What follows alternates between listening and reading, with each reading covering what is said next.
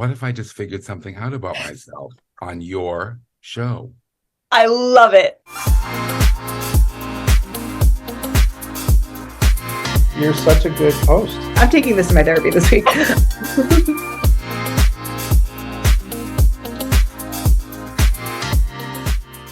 Today's guest is an incredible actress, best known for her role as Lexi on Little Fires Everywhere. Please welcome to the Zoom, Jade Pettyjohn.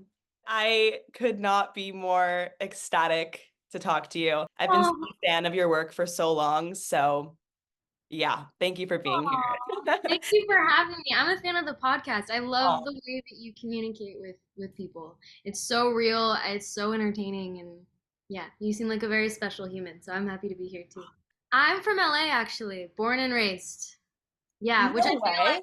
like I feel like the catchphrase is like people from LA are kind of like unicorns because they just barely exist. Yeah. But yeah, born and raised. Born and raised. Yeah. I'm trying to think if there's been a guest who's said they've been born and raised in LA. Oh, am I the first? Oh, wow. There's probably like less than 5. Like you Less said, than it's so five, yeah. rare. Are your parents in the arts?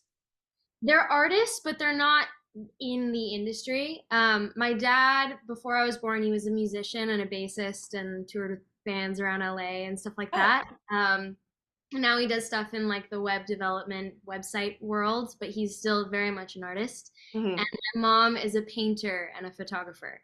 And so I grew up in a household that arts was like the most important thing and was very nurtured as a kid, but they weren't directly in the industry. Like they weren't actors or directors or producers or something like that, but their friend group was. So I was definitely exposed to it at a young age, which I'm actually really thankful for because they're such creative people and they allowed me to like express myself as crazily and wildly as I wanted to when I was a little one, which I think is really important. I think art is like a great avenue for people to kind of just discover who they are, and to be in a household where that's accepted and encouraged thing is like such a luxury and such a gift, you know?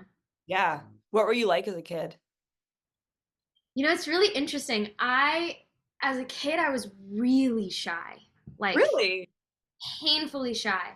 Um, Particularly with other kids. Like the idea of being around someone else my age was probably the most terrifying thing I could think of.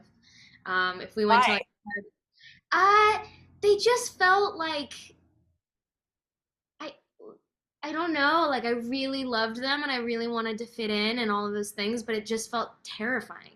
I don't know like exactly where that stems from, but I think a lot of people hopefully can relate to that to a certain degree when you're a kid. Like you want to hang out with other kids, but they're also scary. Like they can just be scary. But what was funny about it was like I definitely once I knew someone and was familiar with them, I loved them and I was really warm and could open up. But the thing that I was fearless on and had no shyness at all whatsoever was performing. So Mm. like I would go on stage and sing and do plays and like perform at Starbucks like for the random people there and like burst out into song or something. And I was totally fine with that. Like no stage fright. I loved creating and putting on plays and like doing little music videos, and my dad taught me how to play guitar and so I'd like play and stuff like that. But the normal like life thing as a kid, I was very shy and it would take a minute for me to be able to like open up and trust particularly other kids. Mm. Um, which was really interesting because that ended up being something that I sped up my process on working on to become an actor, because I was telling my parents since around the time I was like 4 or 5, I was asking to be an actress, and my parents were like, okay, like that's cute, you know, a kid's gonna say like I want to be the president or an astronaut or an actor, great, you know. But I was really adamant. Like every day I was asking, and then I would ask for an agent, even though I didn't know what an agent Yeah, was. me too. Right? You're like, I want an agent. Don't know what it is, but I know I need one. I thought it sounded cool. I was like, I want an agent. Right? Who doesn't want an agent? That sounds pretty good. I'm glad I'm not alone in this. Oh, But anyway, I would ask for an agent, and because my mom, she's a photographer, she would do headshots every once in a while for people. So I'd say like, I need my headshots taken. And my parents, Book me next week. book me next week, slate me Monday morning, you and So I. funny. Yeah, it was a thing. But because I was really shy, my parents thought that they'd be throwing me out to the sharks, you know? And it is like it's a beautiful industry, but it's a rough industry to put a kid through if they don't love it, right? So they were like, okay, let's learn how to read and, let's just whatever. And then when I was about 6, I think, I sat them down and told them I was behind schedule. I mapped out like everything I was going to do in the sequence in which I was going to do it up until I retired. And and they're like, okay, she's serious. Okay, we should do this. And they sort of fessed up to me the shy part. And they were like, okay, like this is something that will be really hard for you. And we don't want you to like have to experience that, right? And so I came up with different things to prove to my parents that I could break being shy. So that would be like I would go to Starbucks because the apartment we lived at was like right next to the Starbucks. So we would like walk to the Starbucks and I would order their coffee for them. And if they like if the barista had to lean in, I would do it again so they didn't have to lean in, like they could just hear me.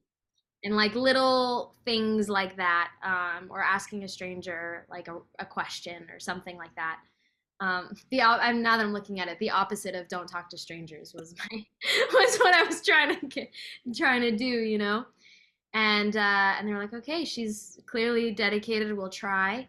And they started me out in modeling, which I hated, and that lasted like maybe 2 or 3 weeks. And then I was like, this is not interesting for me. And then they finally let me start, and I started auditioning for commercials and guest star things, and fell in love with it, and then it kept going.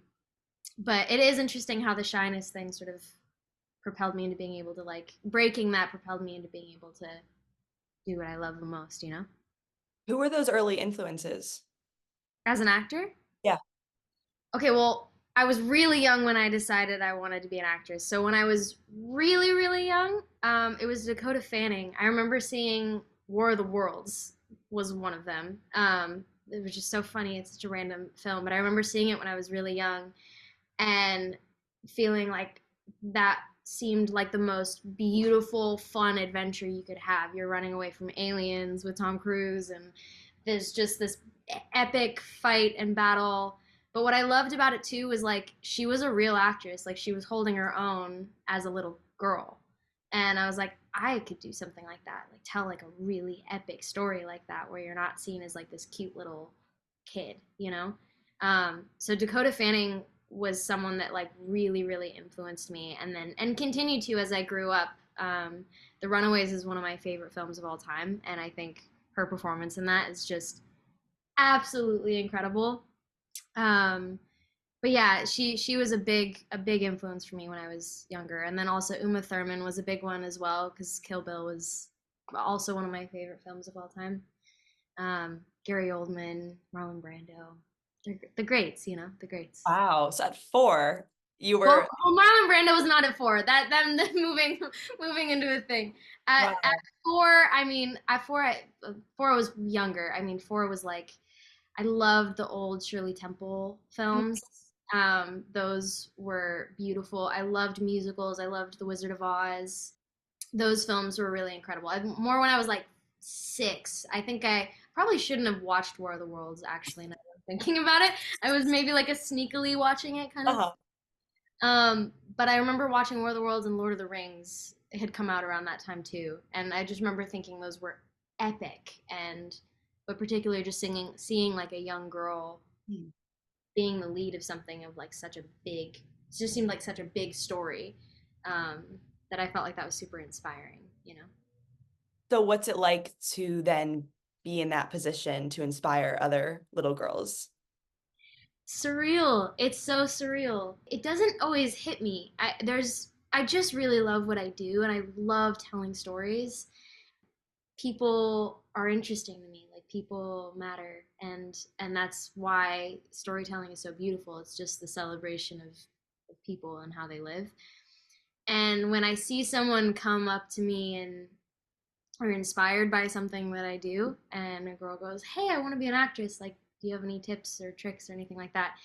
It's such a full circle, yummy moment for me, um, because I was raised obviously by my family, my friends, but I was also raised by actors and movies and characters, and like those people formed who I am. And I would be a completely different person if it weren't for the movies that I watched. Mm. And so when there's younger girls that have that too with me, it's so wild. It's so wild. But I'm so grateful and I love it. Like I that's what we're supposed to do as artists, right? Help each other out. So Yeah. it's cool. And we need more young girls inspired to create, like there we just more artists. It's needed. I was talking to a friend yesterday about this interview, and she was saying that your American Girl doll movie was such a staple in her childhood. And when she was going through a challenging time, it was like her escape. And hearing you express how much, that is your mission as an artist, that's so beautiful that you at No 20, way. how old are you, 23? 23. Yeah, like have already accomplished that. That's incredible. Thank you. Oh my God, that's so sweet of a friend. I love that. That was a special one. That was a special one to see. Wow, that's really cool. What was your biggest obstacle as a kid? Was it the overcoming the shyness? That was definitely one of them. I think that's a theme that kind of, I mean, I broke it a little bit to get in, but there's more work that needs to be done, obviously, to like really break that. Um, and I think as a kid, for me, the balance of acting and doing that professionally and also every other part of life and like fitting in was an interesting balance for me. When I was a teenager, I was on a show. It was a Nickelodeon show called School of Rock. And my parents, I love that they did this. They were very adamant that um, my world wasn't just the industry. And so they wanted me to obviously prioritize education. So they wanted me to go to an actual high school instead of do the homeschool thing. And that was really interesting. So I was working full time, like 6 days a week on School of Rock, and on our hiatuses, I would be at my high school. Um, and I was the only actor in the school. It was a very interesting thing socially to be able to like. I mean, because things change so much when you're in high school. Like time is so fast, and the social circles and things and themes change so much. And so when you're away from it for a while, then you come back and you're trying to fit in and understand that whole world on top of like growing up with social media and having at that time at least a little bit of exposure of like people telling me who I am while I'm also trying to figure out who that is Mm. was interesting. Like it was an interesting obstacle to overcome. And then the shyness only enhanced that. But it ended up being like some really great learning lessons within that. And I'm really grateful that my parents did that because it is easy to get insulated, in the industry and to be around people that are doing things that you're not doing, that have different lives.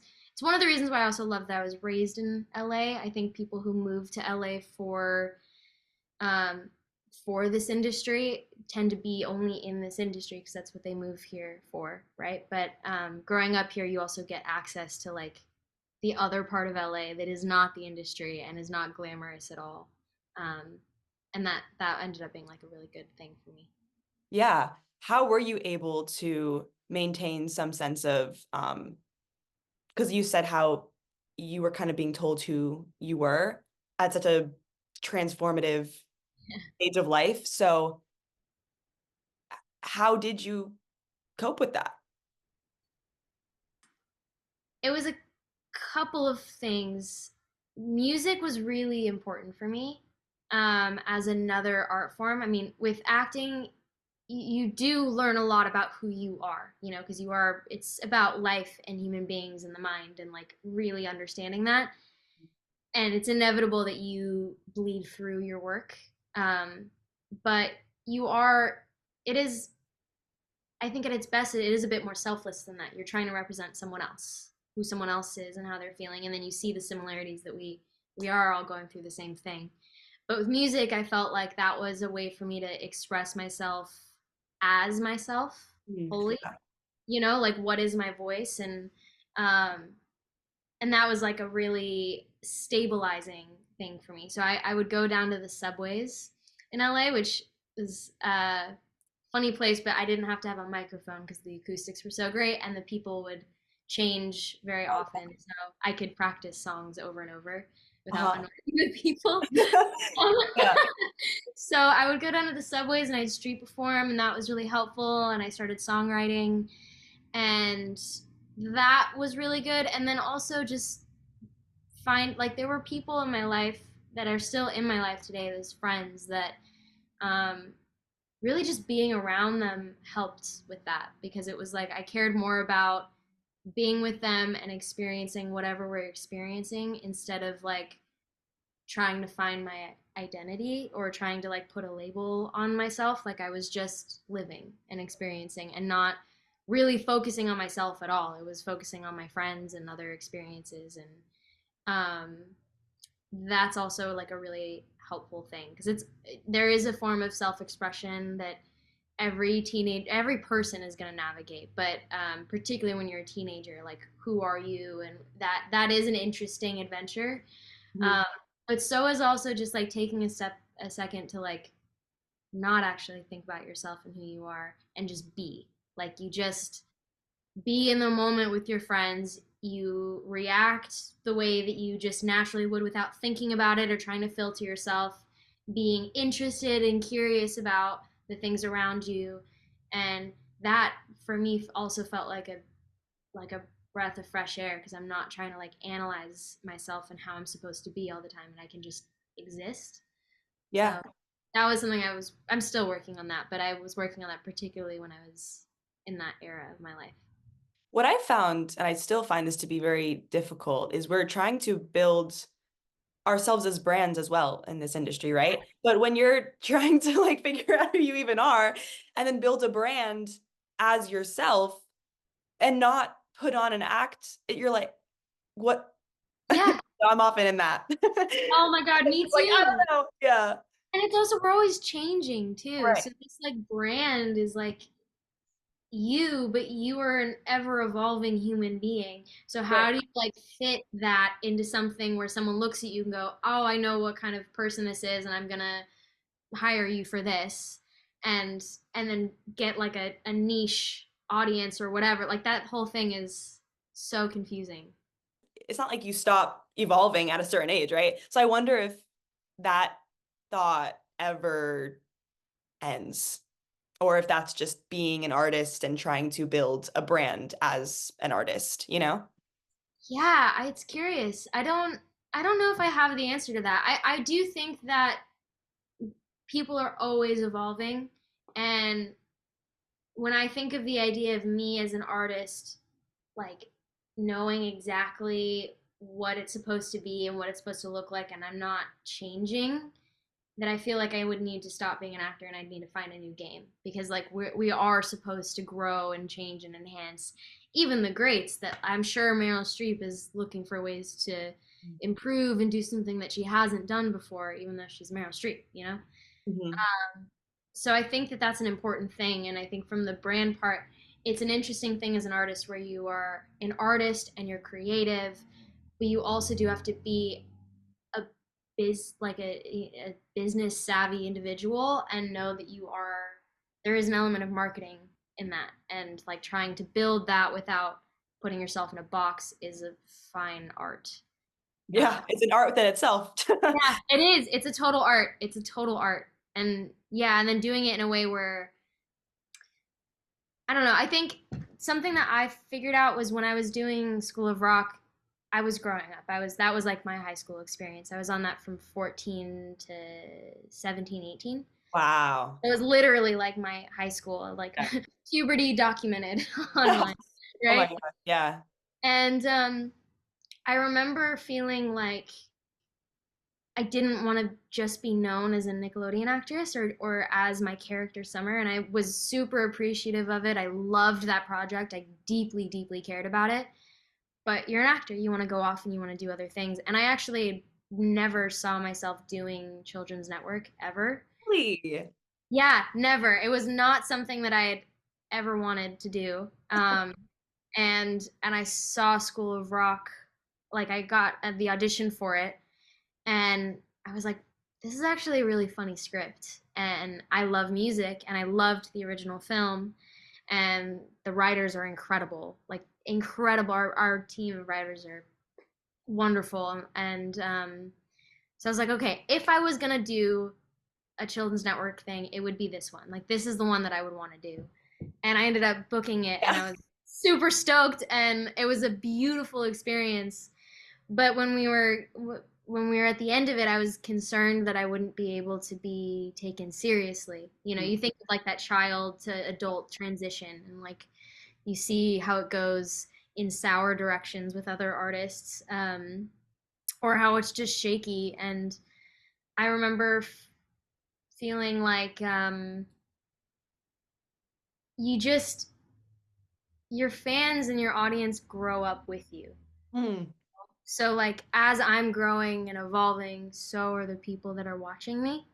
And I have people that still love School of Rock, and that's really the only thing of mine that they watch, and it's beautiful. And then I have people who watched School of Rock and grew up and then really fell in love with Destroyer or Little Fires Everywhere or Big Sky or something like that. And so seeing how like your audience will grow with you, which gives you the allowance to change and evolve as well, as it was an interesting thing for me to see, you know?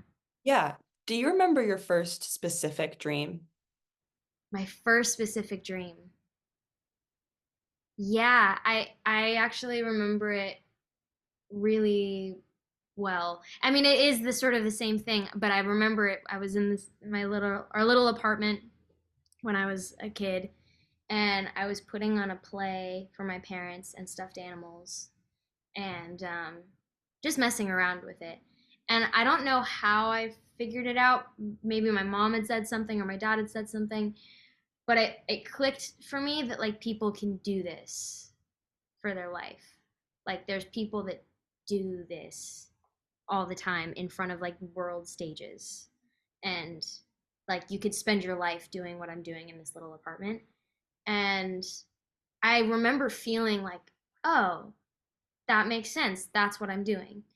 And it was that and singing and music. Like those two things were always the what I was thinking about. And that dream of just I could spend my life just entertaining like I'm doing with my stuffed animals. Like I'm already doing it, but I could do it on a bigger scale, in front of other people for the rest of your life. Like that is so exciting. Um, that was like the first dream, and that dream has stayed. It's just changed and evolved a little bit, but like that really was like the first thing that I remember being like, that's what I want to do, and how exciting Yeah. would, you know? Yeah, yeah, I exactly know that feeling. Have you had a moment where you're like, I'm living my biggest dream? I have it all the time actually, and they're always like really small Hmm. things. But I was working, so I just wrapped up a project, a Ryan Murphy project, and I remember it was so small, but I remember I was at Crafty, and I was making myself a tea, and they were doing another scene, and they just started rolling, and I just saw everyone, and I was just watching it, and I was looking at the stages and like the hustle and bustle of just being on set, and I was just observing it for a moment, and I was like, it's so extraordinary to be here right now. Like that is the dream. You're with a bunch of other people telling a story that I was really passionate am really passionate about, everyone else is so passionate. That crew was such a hardworking, passionate crew, really cared about what they were communicating as artists. And they're rolling, and it's quiet, and like people are about to create something incredible, and I get to be a part of that in some kind of way. It was so cool. It was like, but I have that with really every project I'm on, um, big or small. I did another one. I did a short film with Francesca Scorsese, and this was like one of her first. It was her directorial debut, and we had 6 days to film this short film, and all of us were around the same age. They were like a bunch of NYU grads. That's why she did the project, was for a project for her to graduate, right? And I remember we were filming, and it was like one of the last days, and we're filming in this motel, and we're all eating together and sleeping in the same hotel, and it's we have no money at all, and we have no time at all. Yeah. Like the barriers were insurmountable, it felt like, and I had the time of my life, and I took a moment where I was like looking at everyone like run around and rush around and trying to get the shot before the sun goes down, and we really didn't have money to do it for another day. Like this was it, we had to get the shot, and I was like, this is the dream. Like look, we had like, it's a bunch of artists making something, and like there's real barriers that we can overcome, and that in itself is what makes it so much fun. It's not easy, and that is the dream. It's so impressive and inspiring and beautiful how mindful you are and present. Was that something instilled by your parents, or do you do active work like journaling or meditation to be so grounded? Well, my parents definitely influence. I think your parents influence you no matter who you are. And I'm really lucky that my parents are, um, they lead by example. Like my dad is one of the most curious people I know, and he's so skilled at like so many random things because he's just interested in life, right? And and he cares so much about his fellows. And my mom is like a total firecracker and passionate, and like and takes every moment and lives it as if she's never experienced anything like it Wow. before. You know, Yeah. like doesn't go through the motions at all. And so I am definitely influenced by them, and just seeing how they live is like such a beautiful thing. Um, but I don't know. I mean, I I find like for myself, like for my own peace of mind and sanity, I feel better when I'm looking outward at people and things. So like there's things that I do to help that. Like I love, this is so simple, but I love going on walks and looking at things and like being a part of life. One of my A place you will always catch me is a coffee shop, and I like doing all of my work, most of my work there, and around people, and people watching is like my favorite thing in the whole world. Yeah. And even if you're not actively talking to them, but like just watching the world go by and realizing that like there's more to life that's going on than just you and your own thoughts, is that's been a helpful thing to ground me, whatever that means. It's almost like it's a funny thing. I think we're all sort of learning as we go. But the thing that I always go back to that helps me is if I'm like focusing on something, someone else, or something else to be interested and curious about, and that reveals a lot about who I am as well. um, Helping someone out, asking someone questions, and then you learn about yourself in the process, you know. Yeah. Yeah. What's your why as an artist and as a human? Oh, my why as an artist and as a human. Heavy questions for 10 a.m. I love the heavy questions at 10 a.m. They're my favorite things ever. Me too. Me too. They're the best. Yeah. Okay, let's see. There's a there's a few, but okay, I'm gonna give an example of my dad. My dad has this catchphrase where his goal in every conversation is to leave that person a little bit brighter than they were before the conversation. And he does this all the time. Like even with strangers, like he'll smile at them and like he's actively trying to make someone feel warmer or to leave this whole place better than it was before him. To whatever scale that is could change, right? But like he always said that growing up and he does that all the time. And my mom does it too. And when I am inspired by movies and shows that I really, really love, I feel better than before I watched it. Mhm. Like as a consumer, as an audience, as a moviegoer, like I love that, and I leave the theater wanting to go off and do something, you know, and like that feeling is my why as an actor, like to create that feeling in someone else where they feel like they can go off and do something, or in the case of your friend, like it was this escapism and like helped her out when she was experiencing something that was hard. Whew, like that's why we do what we do, and where you can look up at a theater and go, oh my god, I can do that, or I want to go off and experience what that's like, and I want to go fall in love. I want to get the girl, get the guy, or whatever. Or I can face this immense, crazy barrier, and I can go off and face my life, and I want to actually go off and live it bigly, or whatever, right? Like that. That's a great feeling, and I think that's why I do it. And as an actor too, like the experience of that, the moment between action and cut where it's silent and you had all this motion happening around you before. You have hair and makeup touching you up, and people are talking about what they want to eat for lunch, and there's all these things going around, and cameras are moving, and then they call action, and it's silent, and the only thing that exists is you and your scene partner and the world that you created. And then they call cut, and it's completely destroyed. Like that will never come again. And then you get to create again in the next take.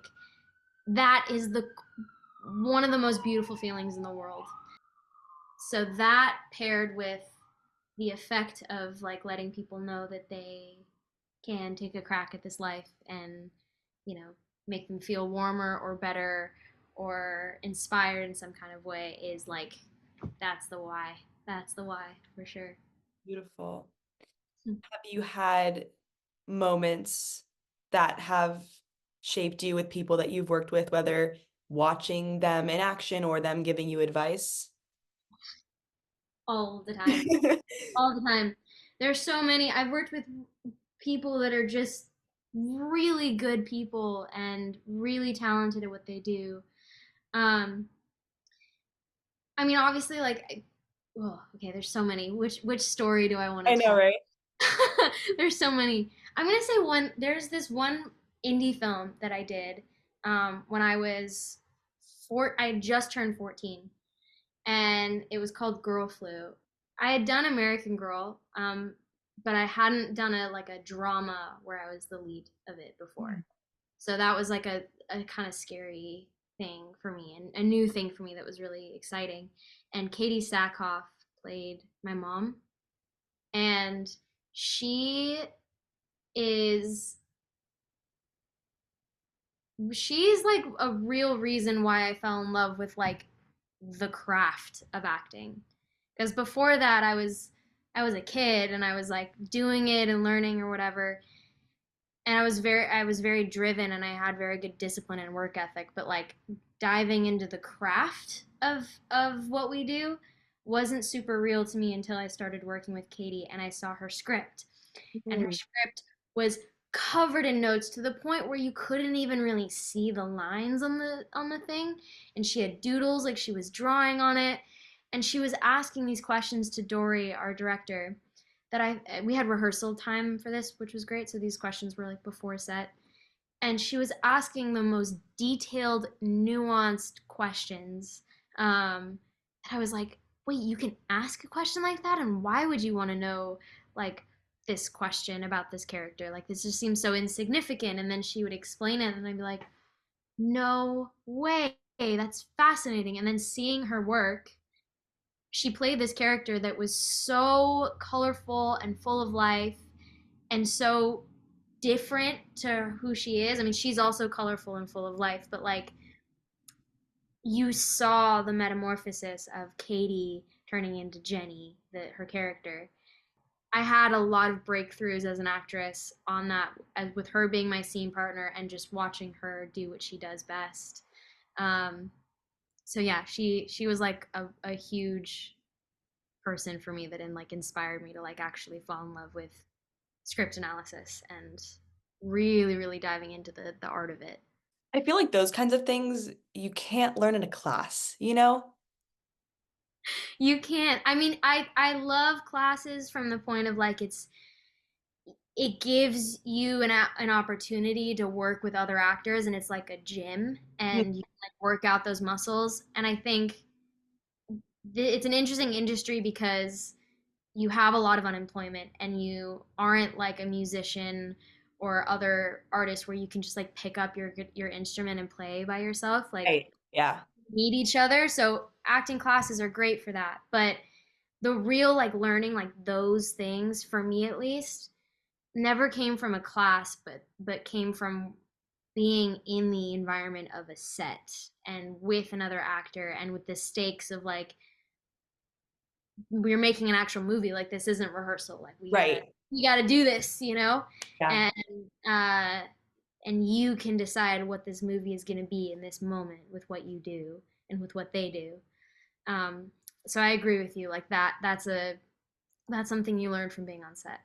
It just made me think. So you worked with Carrie Washington, and I got to dance in a movie with her right before the pandemic. And she was, and I'm sure you can speak to this too, but the most gracious, humble, human, wonderful person. And she made a speech. I guess she had rapped and we were still dancing, and she had made a speech to all the dancers and to the 300 extras that were on set because it was this huge dance number, thanking everyone, thanking the extras. And I was so, I mean, it shouldn't be that rare that people are so kind.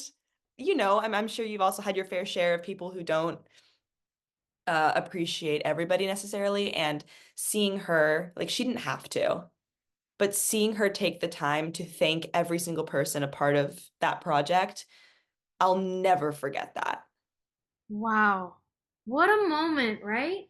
And Yeah. that's such a Carrie thing. Like she is one of the most gracious, like you said, gracious, humble, generous scene partners that I've ever worked with. And that's I'm so happy you were able to experience that moment. Like that's to witness an actress obviously do something beautiful, but to acknowledge the fact that you guys were there putting your blood, sweat, and tears Yeah. together, creating this thing together, particularly when there's dance involved. I applaud you. I have two. Um, but it's like there's a lot of coordination and it's like a big thing for the cast and the crew.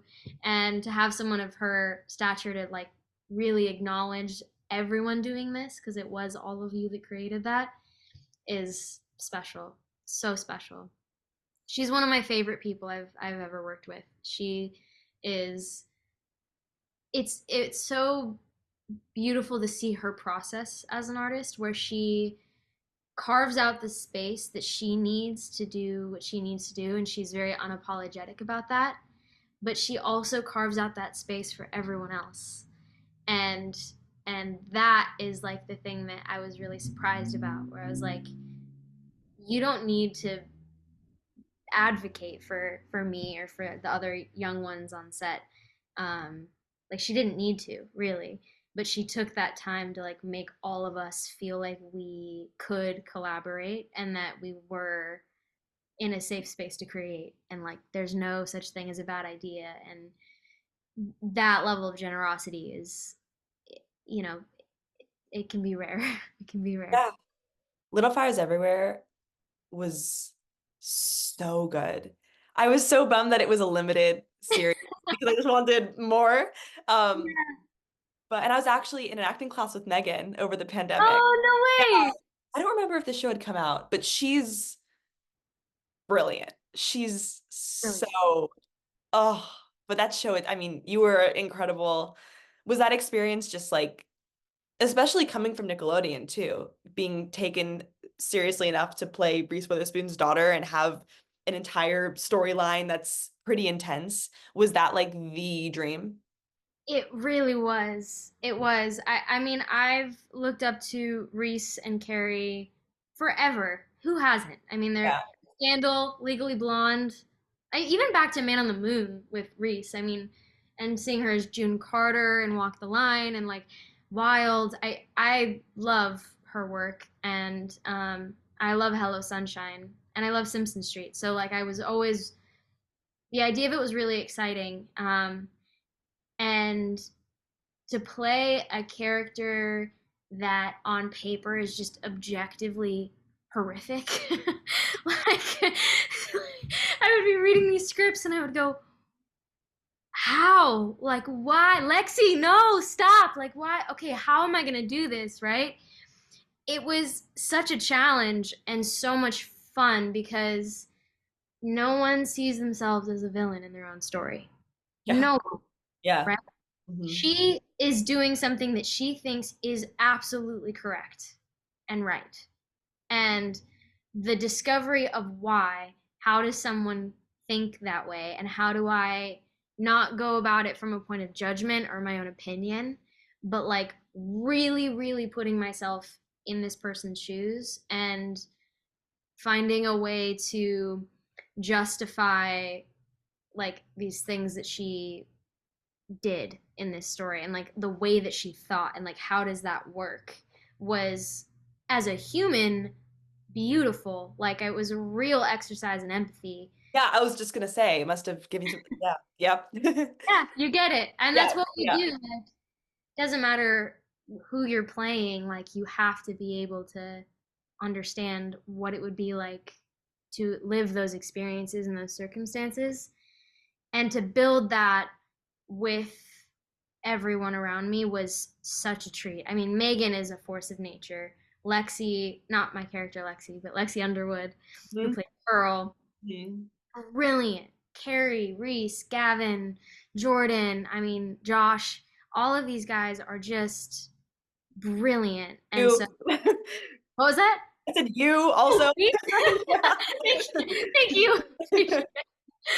But yeah, that was the dream, man. It was like such a challenging role on a story that I loved so much with people I loved so much. And that also that show, the women behind the show too. I mean, Liz Tigelaar was our showrunner and she is brilliant and like one of the most kind, artistic, strong women I've ever met. And our unfortunately she passed away, but Lynn Shelton, who directed I think 4 or 5 of the episodes, um, what she did for me as an artist is invaluable. Like she instilled in all of us that we should all produce, we should all direct. I was able to shadow her. I have Wow. I have a video of her when we were filming. She had noticed that I was reading Jack Kerouac on set. Um, I was reading the Dharma Bums, and she was like noticing that, and then she got my address from production, and I have this little video like from Zoom, my like or Ring, not Zoom, we're on Zoom, well, from like the Ring doorbell of her putting like a stack of books on my front porch. And one of them was this Eve Babbitt's book, and she said she's like the Jack Kerouac without the misogyny. And then a bunch of books on directing and editing, and so it was really beautiful. It was a really beautiful experience to work with her. Is that what you want to do? Yeah. I love stories and I'm such a nerd about movies, so it's sort of inevitable that I want to lean into other areas. But yeah, directing and producing and writing is all areas that I'm really interested in, but particularly producing and directing. Um, yeah, I think it's beautiful. It's a beautiful thing, and I like the idea of being able to like be a part of telling a story from the beginning to the end, where an actor is really just part of the filming process, the production. But the beginning genesis of an idea to the end result of it is really interesting to me. Have you ever had imposter syndrome? Always. Oh my God, every day. Imposter syndrome. I don't think any artist is exempt from that. I'd be really curious to have a conversation with someone who doesn't have that, to be totally honest, because I've never met anyone who didn't have imposter syndrome. Um, I don't know what that's like. I mean, I think there are moments where I feel certain in my abilities and that, okay, I've been doing this for, 16 years, I think will be this year, like 16 years. Um, there's something to say about that and I can own that and like that's fine. But most of the time it's like how why am I here? Like they have the wrong Jade. Like someone else should be here instead. Really? Yeah, I had it on this last project that I did, this film All My Friends Are Dead. I had gotten an offer for it without auditioning, and that was like a really big honor. But I remember reading the script and I was like, I have never ever played a character like this. Like, are they? I actually asked my manager. I was like, did they get the wrong person for this? Because Really? I was Wow. like, there's no way they would think that I could do something like this. And I obviously really wanted to. Like, I loved it. I thought it was so genius the way this thing was written. And I was really excited about it. But I was like, I really think they're thinking with someone else. Because, like, why would they think that we could do that? Um, Wow. and they didn't get the wrong person. They were actually trying to get me. They sent the script to the right Jade, and they took a chance on me, which was great. But yeah, all the time I have that. Am I really the right person for this? Could someone do it better? And the answer is probably yes. Like there are people that could do it better. There are people who might be more deserving in some ways, or other people that would bring about something better. Like that's there that exists. There's truth in that, right? Um, but I think that it is very destructive for an artist to lessen their own abilities too, Yeah. and I have a voice and it might be different from other people, but there is something I can contribute to and I can always get better and enhance. So when I get into the imposter thing, I kind of just go, okay, but I do love stories and I'm going to look at this like one character that I have in front of me and see like what is something that I can put into this role that I know no one else can do because it's my voice, right? And like that I try and focus on. But yeah, I again I would be really really interested in talking to someone that didn't experience imposter syndrome. Yeah. Do you have imposter syndrome? Yes. The definition of imposter syndrome is not thinking that like they made a mistake, right? Yeah. I think, yeah, of course, but I also like compare myself to a pretty debilitating point. Yeah. My my next question on that theme was going to be, do you feel do you feel satisfied? Not that you don't want to strive for more, but do you feel yeah, do you feel satisfied? With my work, like with what I've done or Yeah, with your work and with yourself. And like do you compare yourself to others much? yeah, I don't know if I would say satisfied. I can take a moment to see the win of like the fact that I'm here and Hmm. really just being able to like do what I love and on a professional level is a big deal. Like that is something that I do not take for granted and that I've been able to like carve out a life where like I support myself by doing the thing that I love most. Hmm. really, really cool. Yeah. And there's a lot of satisfaction in that. And I'm really proud of the work that I've done so far, and to do that with the people that I really admire and love. Um, but satisfied, I mean, I'm always hungry, like there's something that's never going to be fully satiated. And I do think it's to a healthy degree though, because it I can appreciate everything I've done and what I'm doing, and I and yet still like sort of pushing myself to go on to the next thing. Like but it is a balance, Mhm. Um, as far as the comparison to others, that is something that I'm doing less these days, which I'm really happy about. But it's inevitable in this industry, and I have a lot of experience with doing that, particularly before the pandemic. I mean, like I started doing this when I was like 6 and 7, and you go into an audition room and you're in the waiting room, and there's all these people that look kind of like you but better, and Yeah. you don't know why, but they're just better, Yeah. and and they're more talented, and they dressed more for the character, and then you overhear something that they say in their room, and you're like, man, I should have done it like they did it. And then you find out that they booked it, and you were like, man, so like, okay, fine. And then you do the next one, and then someone else books it, and then you're like, well, what is it about them that I can't do this too? And you know and then you feel bad about it because you're like, but that's another artist, and like I'm happy for them. And Yeah, it's totally. it's like Yeah. it's totally a thing.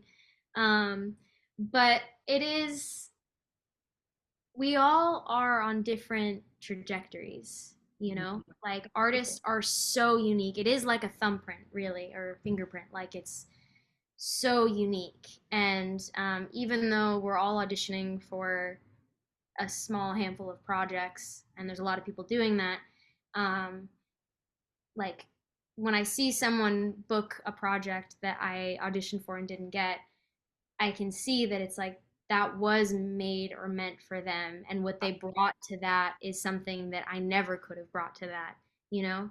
Mhm.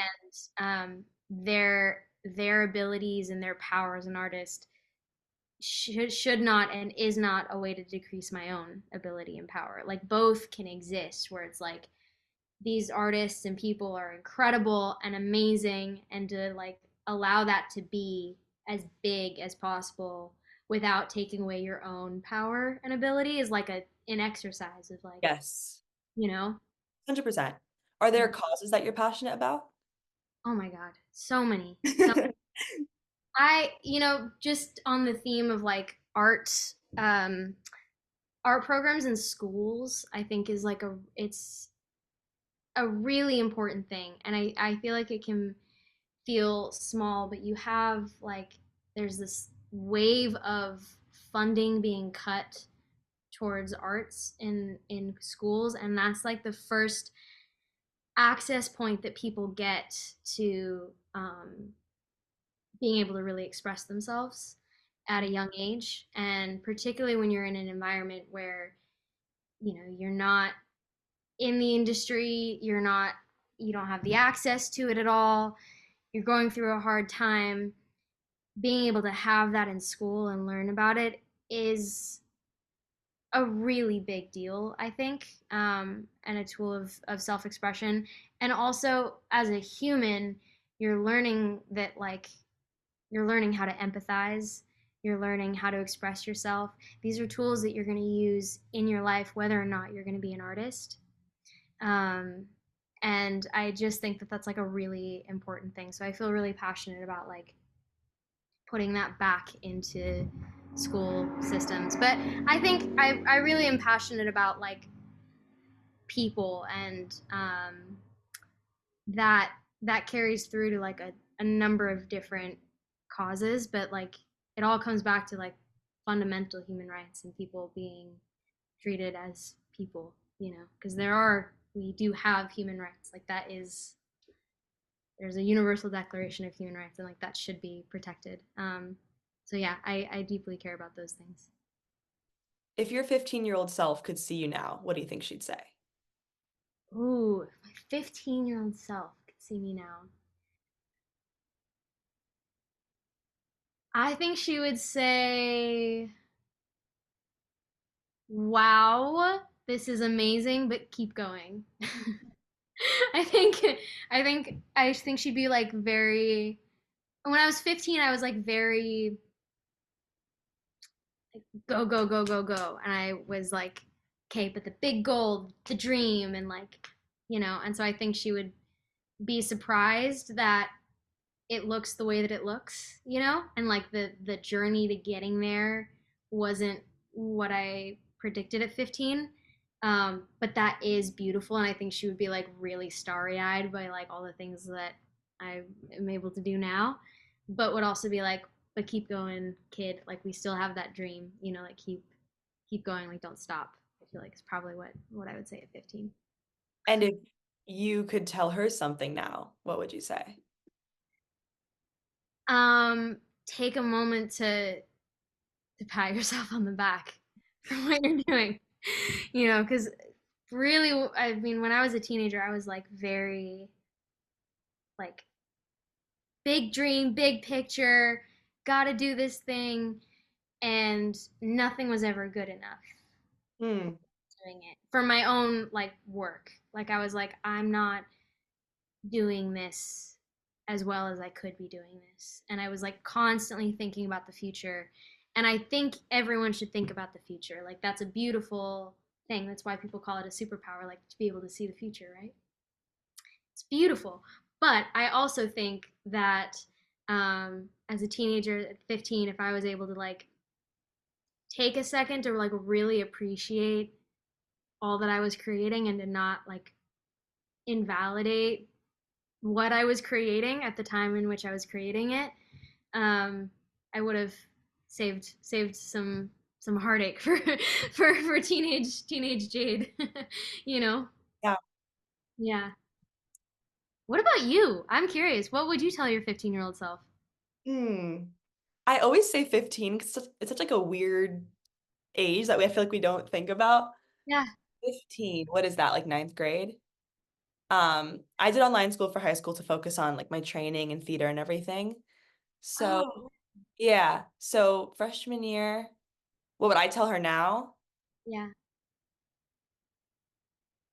I mean, I feel like she has more to tell me than. Yeah, what would she I tell look you? sometimes I look back and I'm like, I don't know where the like just knowing that it's gonna work out came from, you know? Mm, And I feel like when you get older, even after you have success and experience things that you wanted, you kind of like oddly get jaded, yeah. which is so interesting. Um, but what she would tell me, chill out. Like you're fine. Like, oh my God, chill out. Like, you know, like it's like you're too blessed to be stressed. I think that's Yeah. what she would tell me. I love that. Too blessed to be stressed. Yeah, I mean, you know what I mean? Like, it's not, it is that deep, but we're so lucky for so many reasons just Yeah. to be able to like be in a facility that allows us to do what we want to do, right? Yeah. Let alone live where we do. Because I also grew up a little bit outside of LA, so I Oh just, no way. yeah. Um, but yeah, we're so lucky. And I know that, but I let the other things block that sometimes, and I really don't want to do that. So that's like the active work of, you know, gratitude first and foremost, and kind of that's it. Get that. And I get it. It's loud, the other things, even though they're lies. But like being able to acknowledge it is like a lie. You know what I mean? Like we are really lucky to be here and we are supposed to be here. You know what I mean? And like taking a moment to like really acknowledge that is is powerful. So I agree with 15-year-old you and you today. Both. Have you read Big Magic by Elizabeth Gilbert? Say that one more time. Have you read Big Magic? No, I haven't. Okay. It's my favorite book in the world and it changed my life. And I feel like I talk about it literally in every single interview, but it's just that impactful. She talks about the concept of how we're here to be vessels and how Mm. the art comes from whatever you believe in, God, the universe, and we are literally just the like messengers of it. And it's just about like doing the work so we can show up to be the best vessel, the most receptive vessel that we can be. And it's so interesting because she has such an interesting take on like the ego and how if we really live with the mindset of we're just here to be the vessel of the art that we are put on this earth to be the vessel of, the ego really goes away. And I've found that when applying that mindset. Do you ever think about like that concept? That is a really interesting concept. Yeah. Yeah, I agree. I think there is it's sort of similar to like what I was trying to explain earlier on about like shyness and like how do you stay humble or whatever, is like if I'm not thinking about me or like my own thoughts on it, like if it's thinking outward on like the purpose of what I'm doing, then I feel saner. Um, I tend to feel that way with regards to art as well, where um, really I truly mean this. Anyone can be a great artist. Hmm.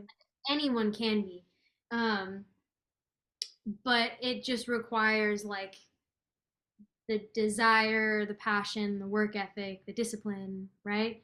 Yeah. And we can all contribute different qualities that others can't, and whatever. Like what you contribute to your work is different than what I contribute to my work because we're different people, right? Mhm. Um, but anyone can do this. Like I don't think it's this like God-given thing where only a handful of people are talented enough to do it. Yeah. I think that a lot of people want to do it and very few make it.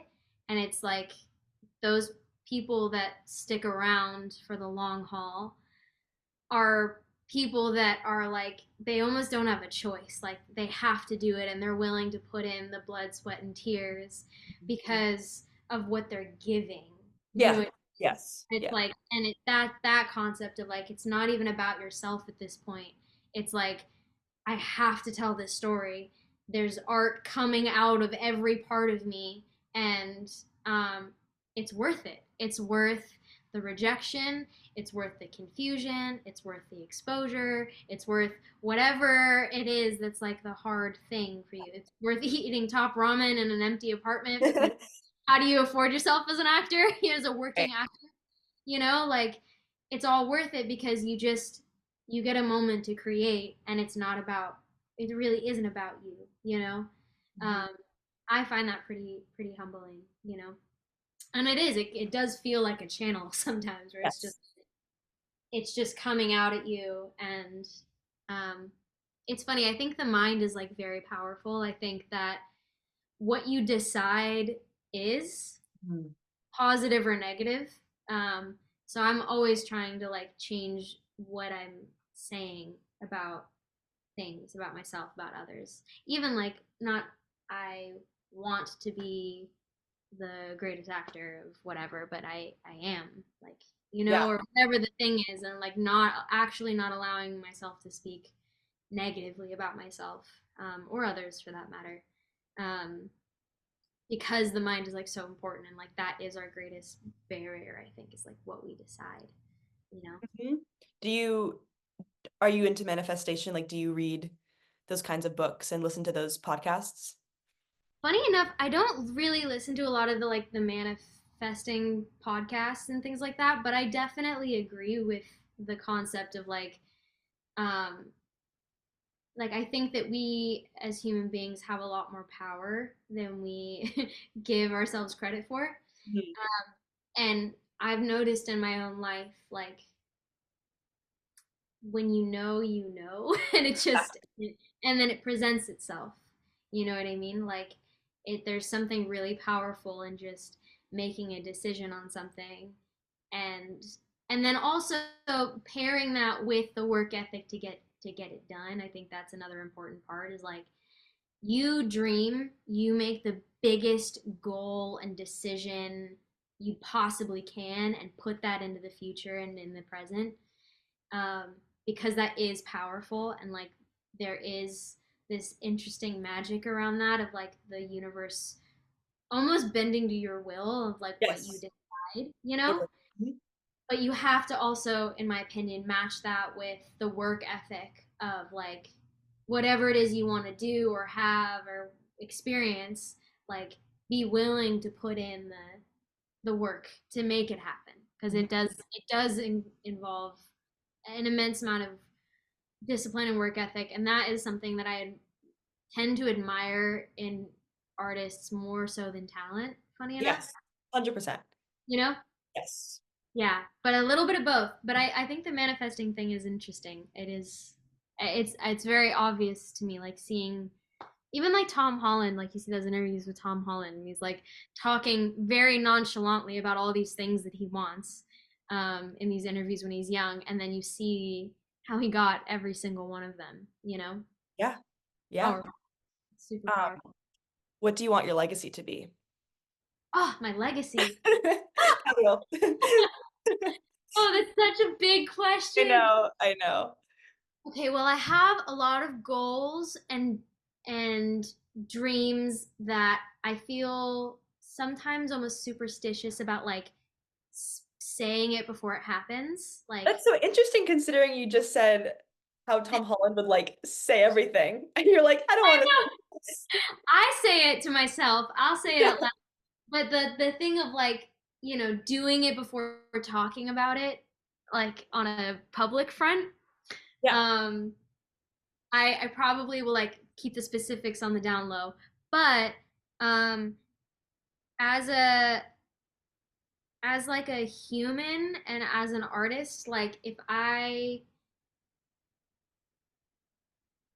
don't know if I could be one of those people that um you think of who I am or my work and you feel something like very deeply, um and it's a good feeling, like that would be really warm. Like I think about like, not saying I'm anywhere near as cool as Audrey Hepburn, but I think about Audrey Hepburn and the way that she makes me feel when I think about the way she lived her life. Like it was really felt like in service of others, even as an actress, um, and there's like this warmth and grace and comfort that I think of when I think of Audrey Hepburn, and I love her for that. Nina Simone is another one. Aretha Franklin. Like there's certain artists that I just like I get this feeling with when I think of Yeah. them, and they remind me of all of these moments and chapters of my life that they got me through.